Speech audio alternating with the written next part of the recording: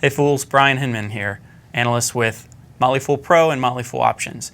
I'm here today to answer a question that came to us via Facebook for our Ask a Fool series.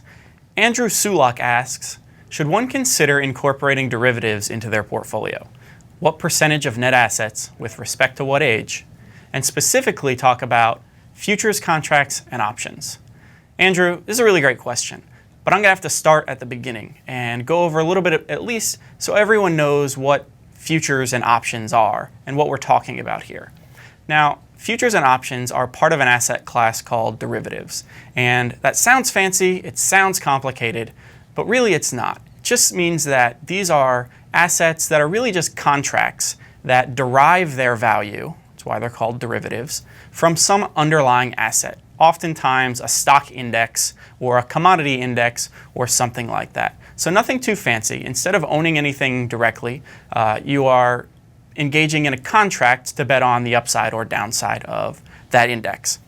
Now, the benefits here are that they're less correlated with traditional investments like stocks and bonds. So when your stock and bond portfolio is zigging, a derivative portfolio may zag, and that will cause less volatility in your portfolio. It'll cause your balance to deviate less, and you'll get smoother returns. The risks are many, actually, but just off the cuff, a few basic risks are that they're pretty complicated. They're not very intuitive for an individual investor, and they're also oftentimes expensive.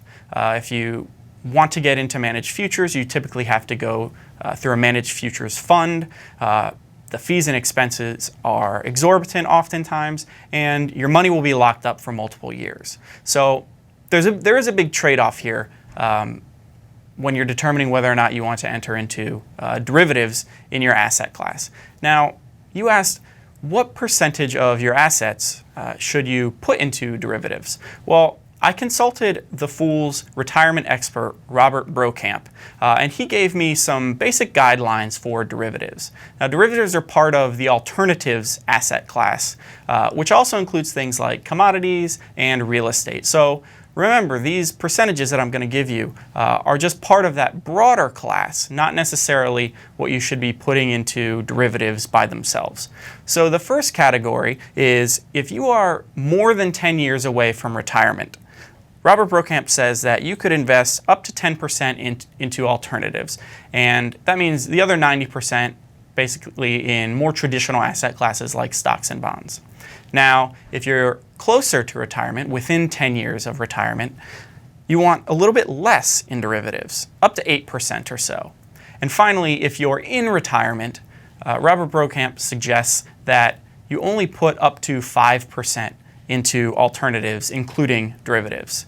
Now, you'll notice that even if you've got a long time until retirement, you only need up to 10%, let's say, in this asset class. So it's really not necessary to be part of your broad asset allocation to achieve your retirement goals. So keep that in mind, keep expenses and fees in mind, and I hope I've answered your question.